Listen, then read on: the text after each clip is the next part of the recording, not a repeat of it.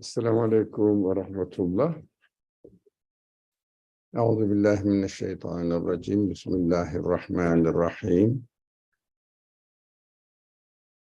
Rabbi ij'alni muqimas salati wa min dhurriyyati rabbana wa taqabbal du'a. Rabbi ij'al hadha al-balada aminan wajnubni wa baniya an na'budu al-asnam.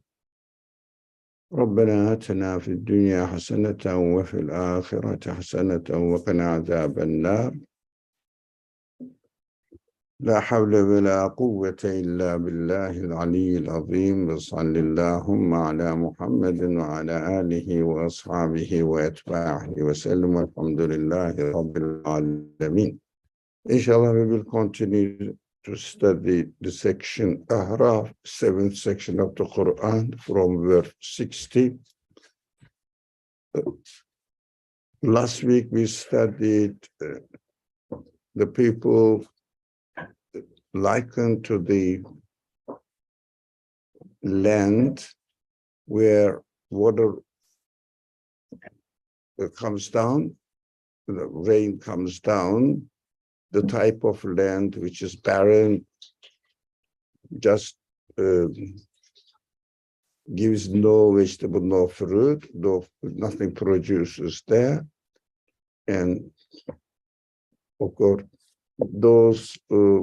this kind of any kind of land that has not very good, it is not very in good condition in order to cultivate and get a good production, gets weak and real fertile land really gives, we said it is obviously referring to human heart, human mind, really, that is ready or really mixed up or not ready to receive the message from their creator. So this is mentioned before that the Quran says, we said Noah to certain people, his people, so he invited them to worship God alone. So there is no other God for you to worship or worth really worshiping anyways. So that I am concerned that suffering may befall you on an awesome day. It means the consequence of your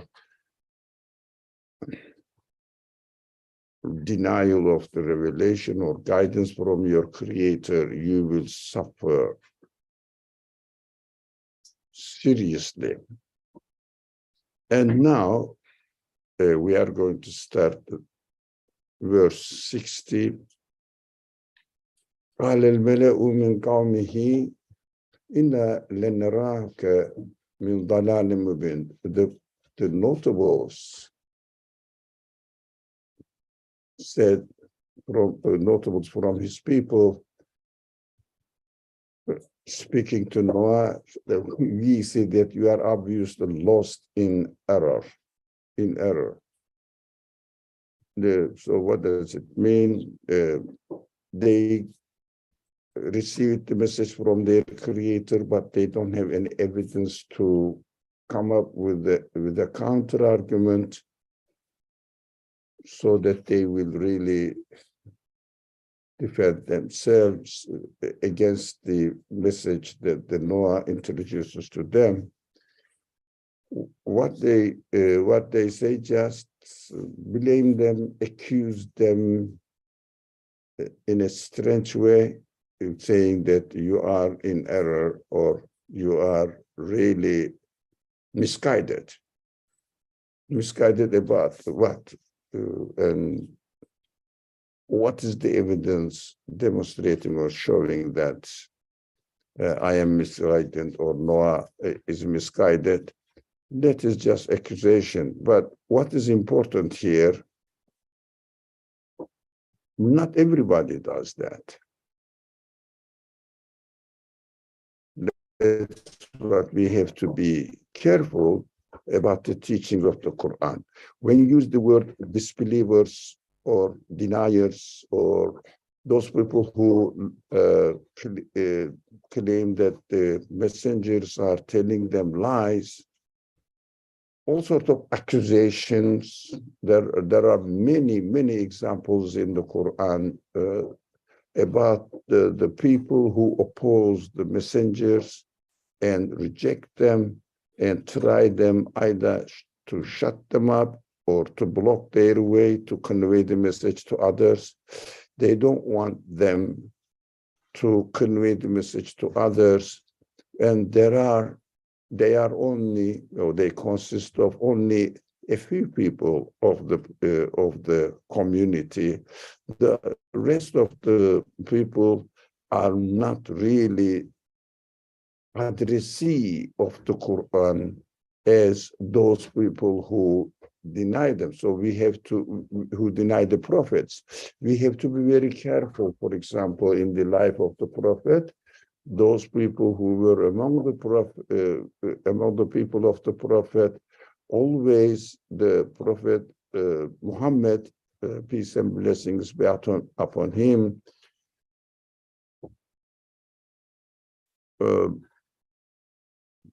received the objections, rejections, or really preventions from those people, accusations from those people, only a few of them, not many of them. That is what we have to be careful by saying that Quraysh opposed the prophet. We have no evidence that Quraysh opposed the prophet, and the prophet never complained about his people. I'm not trying to really defend the people who are called Quraysh tribe. It is nothing to do with tribalism. It is nothing. It is not a matter of tribes, but it is a matter of who the prophet was complaining to God, and who the prophet was really suffering from the attacks of people. They were just a few handful of people. We have to understand everybody can look at his own environment and check whether those people, majority of the people, I would say 99% of the people, are indifferent to religion. They just carry on their daily life, trying to live their worldly life. But as far as their relationship with the prophets and prophetic messages are concerned, they don't try to stop the message to be spread. They don't mind, but only certain kinds of people whose profession is somehow, or whose position in the society is somehow allows them to claim some sort of leadership, some sort of political benefit, or economical benefit, or egoistic satisfactions. The other people, I'm not saying they are innocent, I'm not saying they have no responsibility, but what I am saying, the prophets, all the examples mentioned in the Quran, the prophets are suffering from the attacks of a few people. That is why the Quran emphasizes on this matter. What is this? Or those people who are notables, or they think themselves somehow holding the superior position or leading position in the society, they are the enemies of the prophets. They are trying to spread the message. For example, what we experience in the United States, who is really trying to suppress the Muslim community here, who is really trying to prevent the people, anybody who is spreading the message, and they feel uncomfortable. Certain followers of certain religious groups, and they are only the leaders, not ordinary people. They don't care what you are doing. So aren't they responsible for anything that they should make research, they should investigate, they should utilize their human qualities to find out any way of explaining explaining the meaning of their life. They have the responsibility according to their capacity. But the Quran encourages the prophets to spread the message, to deliver the message to the people, but people are ready to listen. Let me see whether they will accept it, they will reject it. That is their choice. But then the prophets just advise to deliver the message, explain them, show them the best example of the practices of the message of the revelation the prophets receive. That is their capacity. And that's what they have to think, what the prophets are really conveying, which kind of message the prophets are conveying to them. That is their choice. But they don't take a reactionary position towards the prophet. That's why we have to be very careful.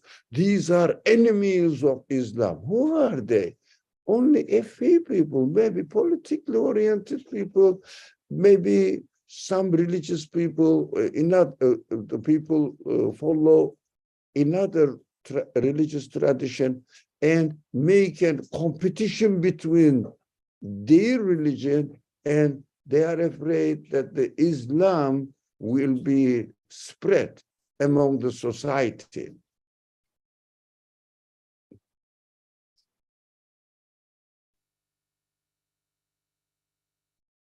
We have to be very careful how to, not every people who identify themselves with another religious tradition. We have to be careful. Those people who say, ordinary people who say, I am following Christianity, for example, or not Judaism, not really. There are not a great deal how many people are there out as Jewish people, but maybe politically oriented Jewish leaders, they are strongly opposing Islam. That's what we have to know, who the enemy of Islam are. Not ordinary people, next door neighbor, living next to you. Whatever you do, whatever you really tell them, they don't mind what's going on in your life. Here we are experiencing this.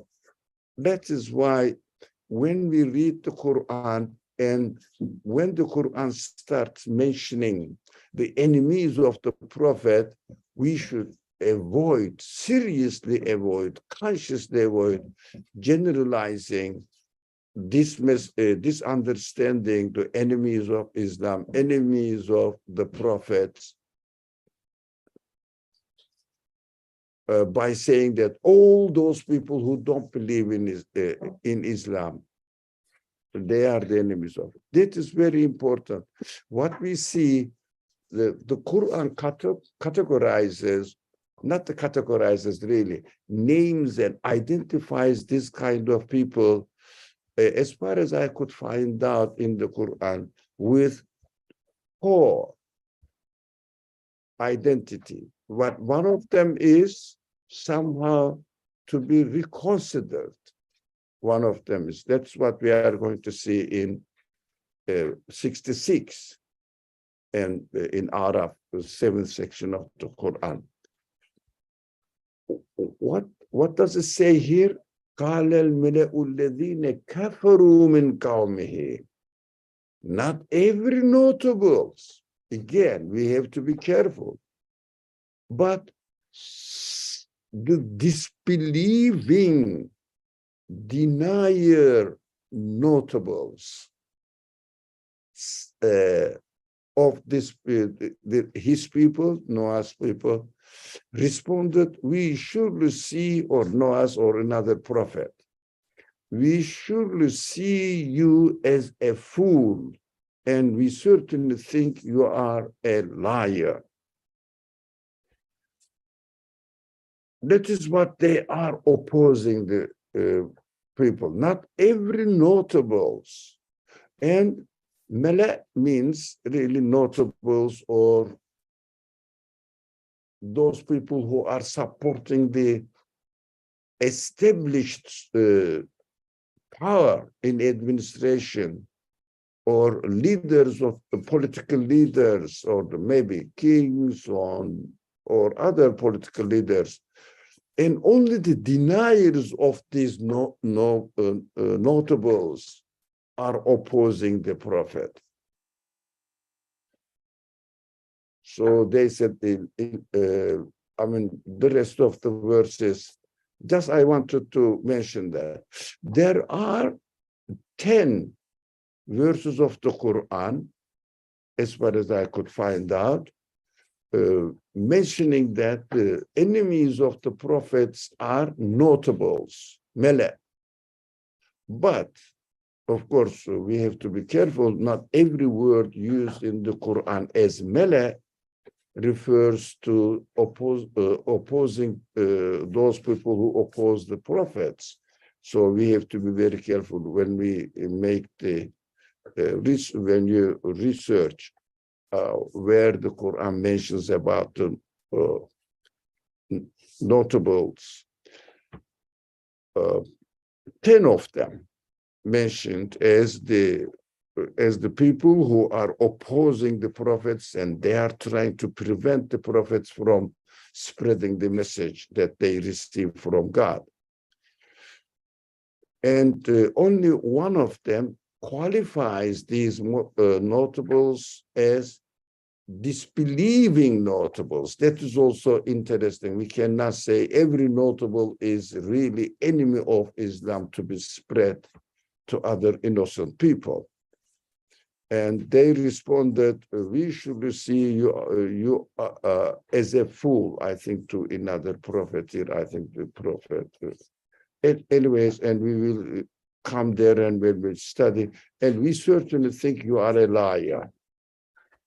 Now, another verse from section 66, Ma'idah, An'am, chapter An'am, section An'am, 123, the verse number 123, and so وَكَذَلِكَ جَعَلْنَا فِي كُلِّ قَرْيَةٍ أَكْبَرَ مُجْرِمِيهَا. Who are they?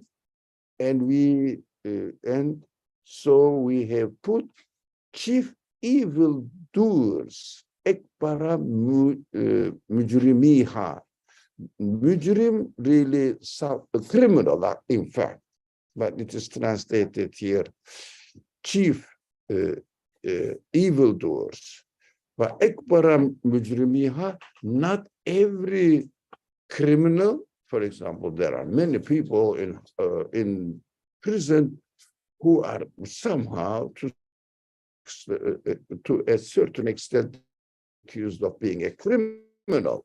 Not every of them. Now, mujrim, the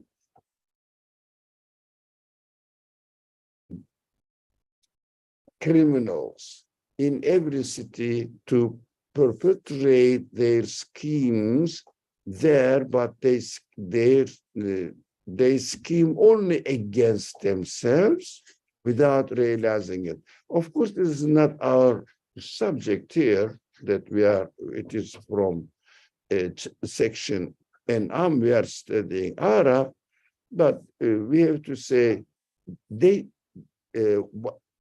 they scheme only against themselves. Means, yeah, they try to prevent the prophets, but of course they are depriving themselves of the prophetic message, and their life turns into meaninglessness, and they cannot save themselves in this world, and they have to suffer from really the very inhuman living conditions as to be the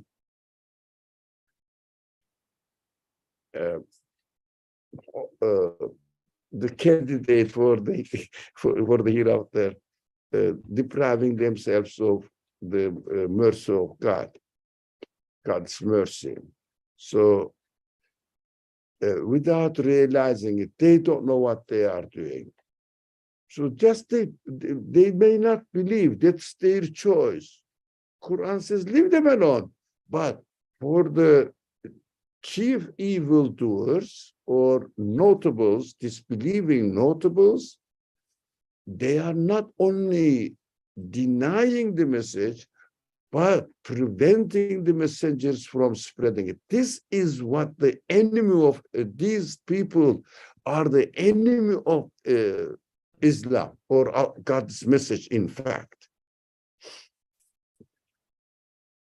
And this is the second and the third chief evildoers. That is also is important. Ekbara mujrimiha. And the last qualifications that the Quran introduces to us. Who are the people who are opposing the prophets? So indeed, before this torment, they were spoiled by luxury. This is section 56 and verse 45. It means, إِنَّهُمْ كَانُوا قَبْلَ ذَلِكَ مُتْرَفِينَ. This is also important, mutrafin. Those people who were spoiled by luxury. Now, we understand that being spoiled by luxury is life, may be a reason to oppose the prophets. Well, it is very important. This word is, as far as I know, much more important than the others for our practical life. Why? Why is it so important? Of course, we say we have to utilize God's mercy, God's blessings in our life. We have to utilize them. We have to benefit from them. That's why we are looking for somehow luxurious life as much as possible for ourselves. We work on it. That is what today I want to share my thoughts about it. We try to make money saying that, look, I need this one, I need this one. We try to get good position in the society. We try to get the best profession and become rich. We also have many more facilities than otherwise. Is it wrong? No, I don't think so. You have to try. Of course, without going into really wastefulness, we have to try to have some sort of comfortable worldly life. But our purpose must be, yes, while we are benefiting from God's blessings blessings, all the uh,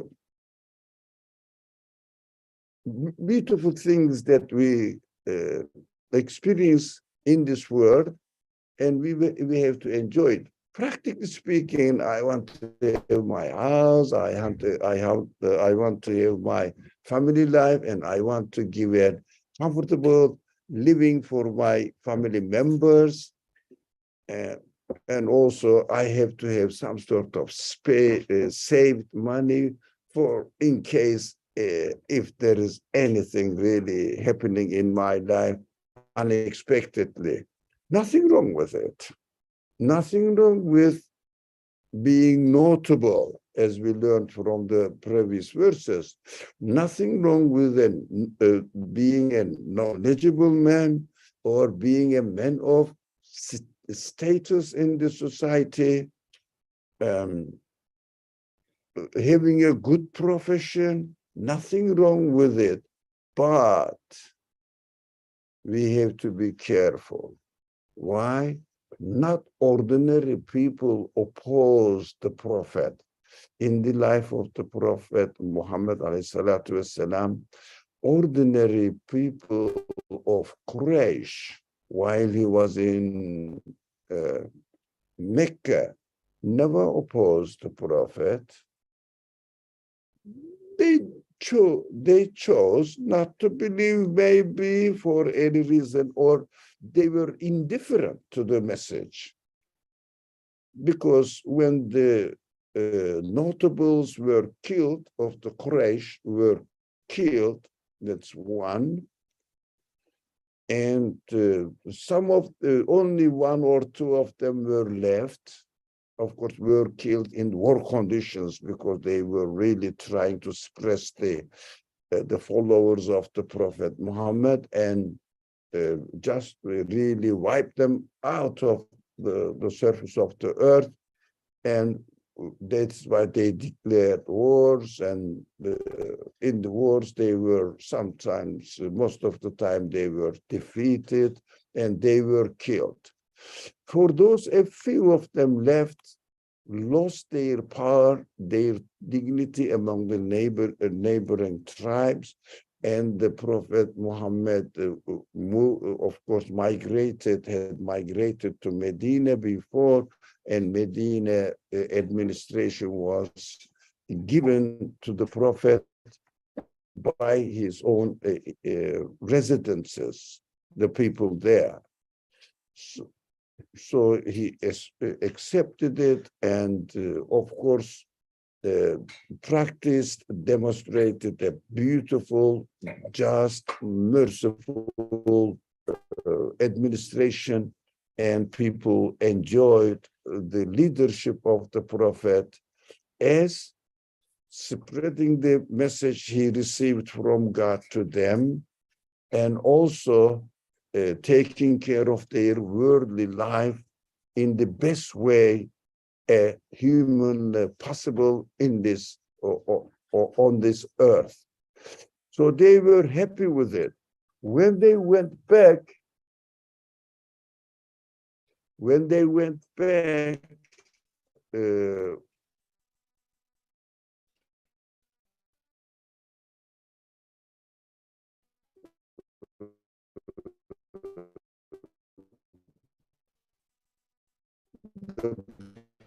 Prophet from Medina came back to Mecca and submitted and exhaled, gave their pledge of allegiance to the Prophet and accepted that the administration should be given to the prophetic, to the Medina administration, which was under the leadership of the Prophet Muhammad.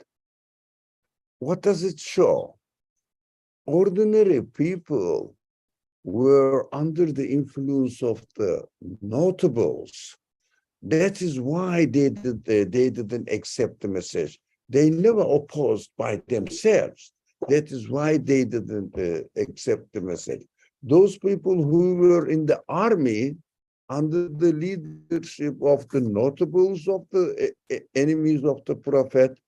They had to come there without realizing, because a kind of draft,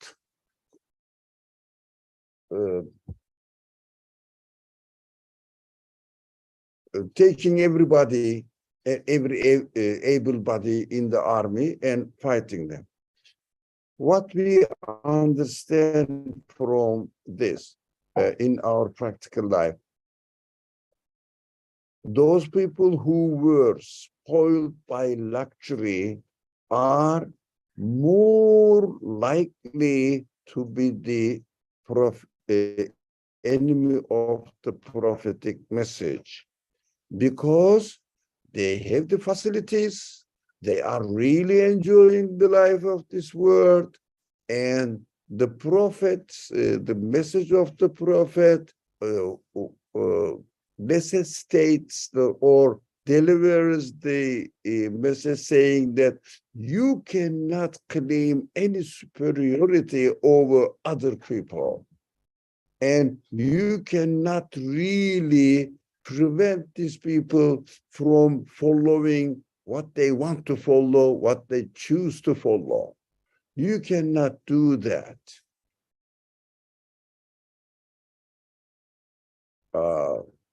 While I am trying to get a luxurious life as much as possible, I may fall into this category. I have to be careful. Okay. That is what I wanted to share about this particular subject. If someone really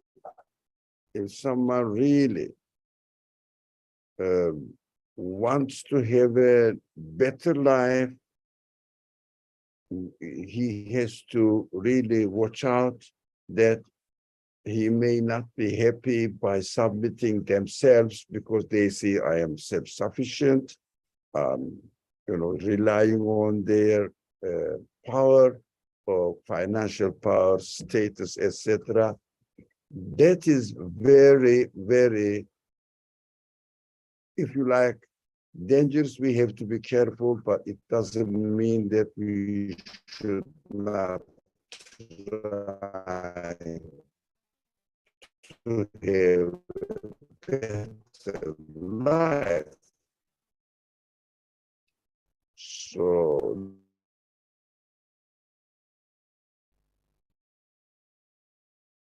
no, okay, let's move.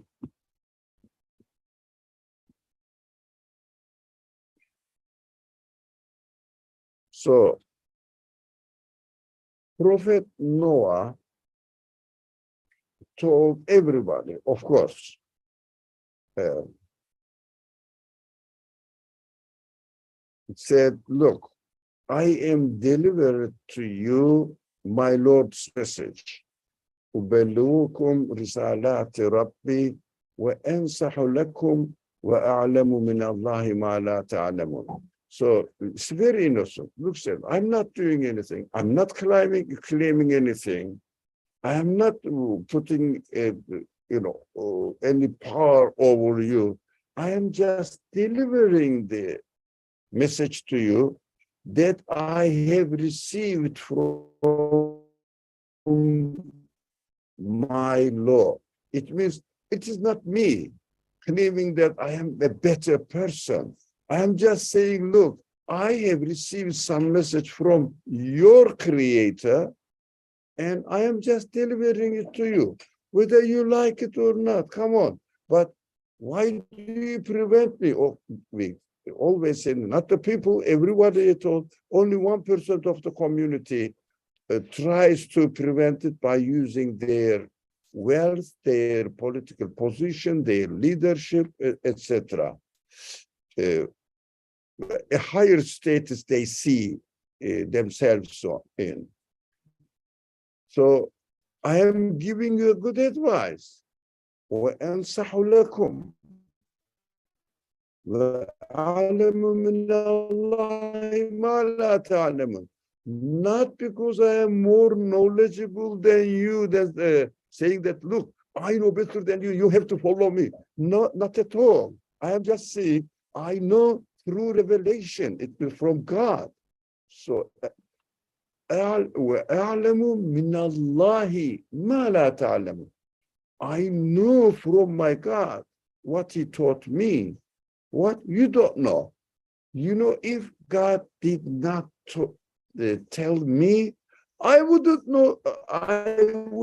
know at all, as you don't know now. That is the difference, not because I am superior over you. That is very important. It's a prophetic message. So that is, I'm not superior over you. I am not saying that you have to submit to me just because I have a better position, I am more knowledgeable, I don't know, richer than everyone, etc. Not at all. If God did not tell me, I would be like you. There is no difference between you and me. That is a very innocent message. Here I am giving the advice to you. It means you are human beings. Definitely, if you really think that you have to look for your human questions, human concerns, and meaning for your life, you are struggling here. Don't you know that you will die? Everything is passing, and after you die, you will have nothing with you. Don't you know that? So what does living in this world mean for you? Let's try to understand together under the knowledge that I received from my Creator. It means from our Creator, from our Lord. So let's listen what our Lord says. Let's talk about it. And we are equals before revelation. I and any of you are equal before revelation. So let's learn together from revelation.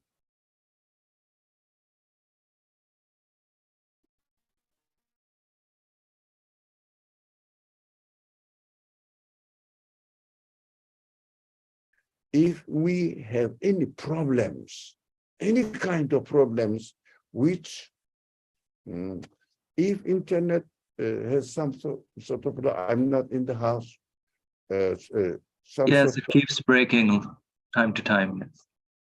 now, has it been happening very frequently or recently? More in the last 20 minutes. Okay. Now I have received a signal saying that my internet is not stable. It's okay. Yeah, inshallah. So if we have any concerns, any questions, human questions concerning my existence, concerning my life, etc. So, of course, the personal existence of the prophet himself is not really the essential thing that I have to look for.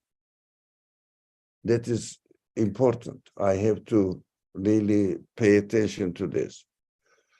Of course, if we see the prophet in front of us, bringing the message and representing it in his life, is much better. But if there is no prophet in my life, but I have his message, because what makes a prophet important for me is not his being, his message is important. So as long as I understand, I receive the message and maybe some narrations about his life, so I don't really necessarily see the body of the prophet in front of my eyes. Study the message. Get your answers from the message. That's what I have to do. So if I have any human problems, I have to go and consult, if you like, the message, what the message is telling me, which kind of answer. The message always provides the answers. Investigate it. What we do nowadays, if we have a problem, we go to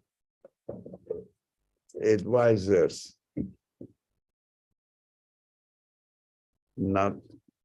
advisors, then we prefer to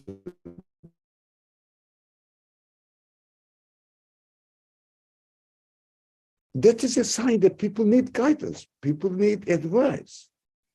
That is a sign. I understand we need advice. Definitely we need. I personally need advice always.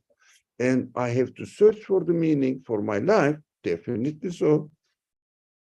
So what I do, I have to, what I need to do is I have to go and really study the message which is available in my hand. Now Quran is in our hand. We have to study, investigate, and any problem comes out, if I cannot find in the Quran by myself, because it may not be my profession, so I have to go to the expert saying that, look, I am, if you like, suffering from the lack of answer for my questions. Is there any answer from the revelation to my problems? Of course, not bodily problems, or anything causes problems in my life because of the bodily dysfunctioning, not malfunctioning, etc. This is something to do with human solution.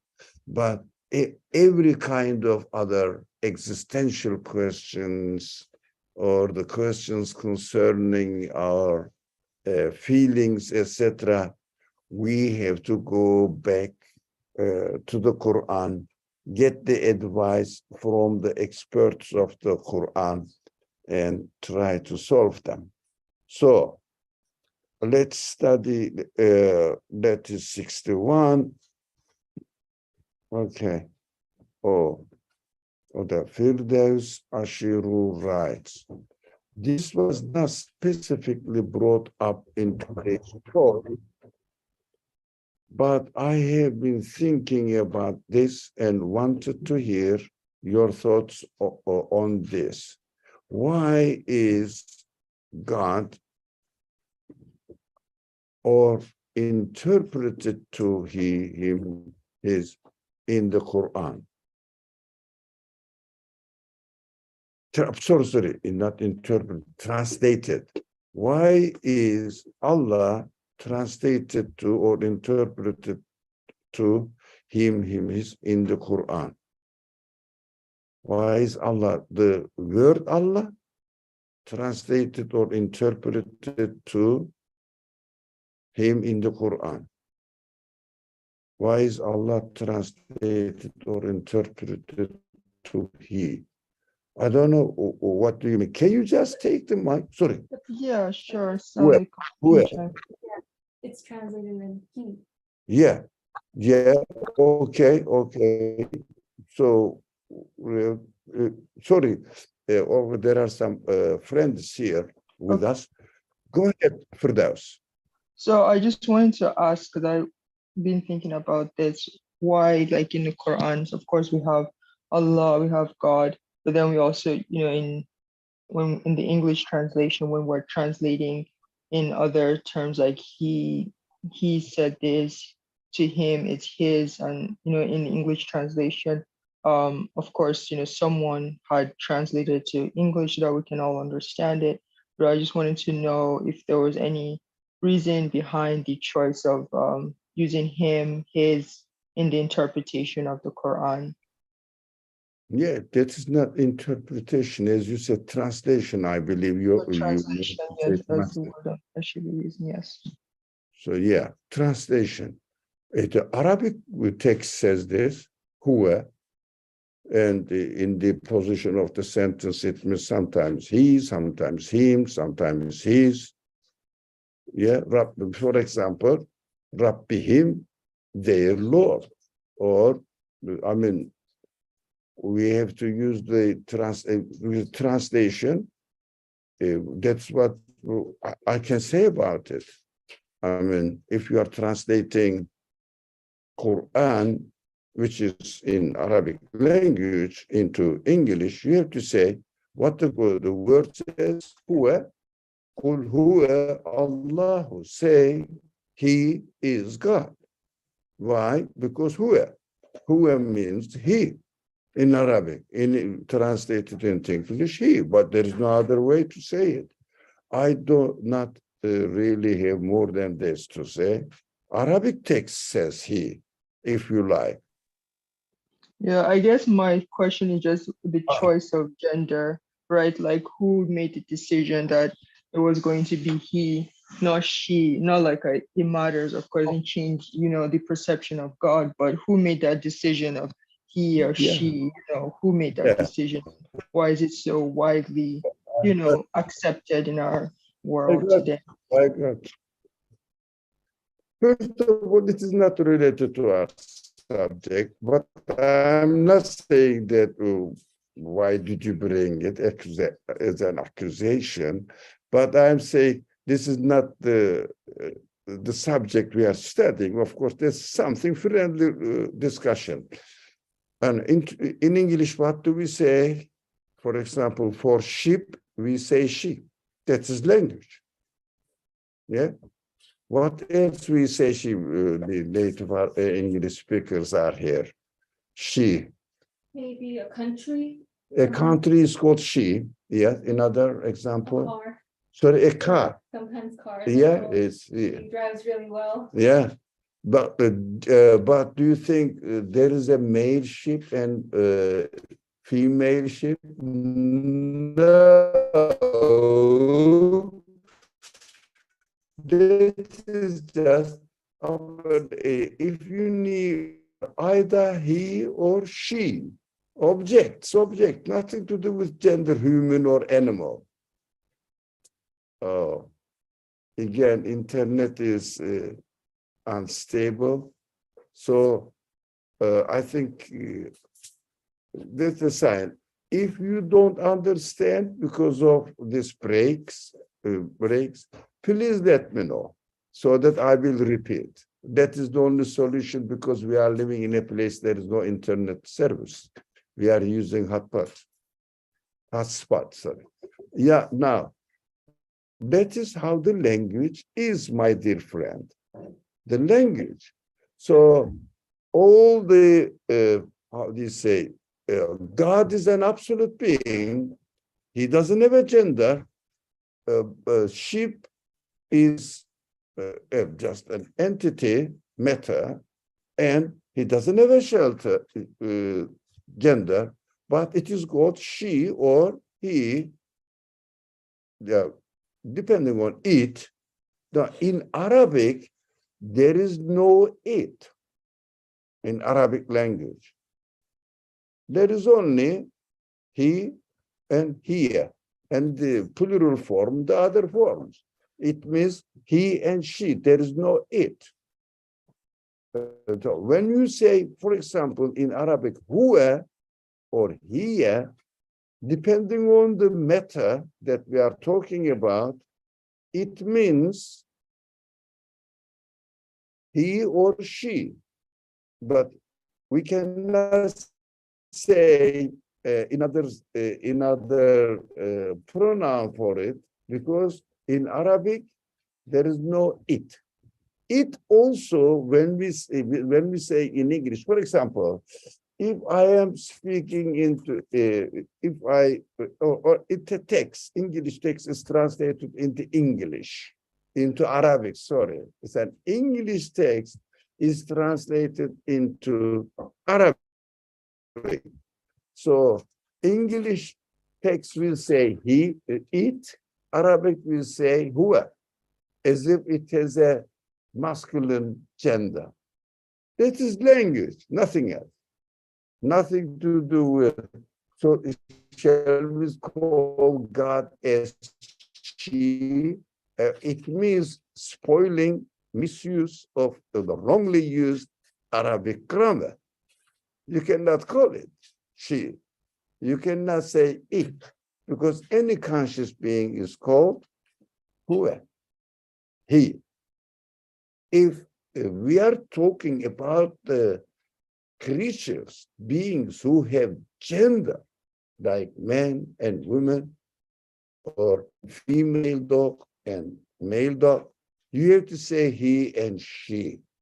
But obviously, God doesn't have any gender. We cannot use any word other than he. But grammatically, that is something necessary. But your curiosity, I appreciate it. It needs explanation. It is nothing more than necessity of the language, grammatic rule of the language, nothing more than this. Nothing related to gender at all when you say huwa. Okay, for example, plural. When we say they, when we are talking about the trees, they. Human beings, a group of human beings, they, in English. Why trees are called they, and this is irrelevant. So, Muhammad said, if one says something that is new or beyond one's capacity to know, one should leave the claim of nobility aside so that the message can be communicated. Yes. Otherwise, still claiming nobility in front of a new original message harms the one who claims nobility himself, of course, you mean, or herself, i.e., not being able to receive the message. So that is right. I agree with you, but I have the same understanding. So, inshallah, today the internet service is not really the best, and then also the living conditions here not as convenient as usual, and also not only the internet service is interacting, but my attention also, I cannot concentrate on the subject. So inshallah, next time, the next week, we have to continue from verse 63. Verse 63. But if you have any urgent question or comment, I'm ready and happy to receive from you, inshallah. Bismillah ar-Rahman ar-Rahim. سبحانك لا علم لنا إلا ما علمتنا إنك أنت العليم الحكيم وآخر دعواهم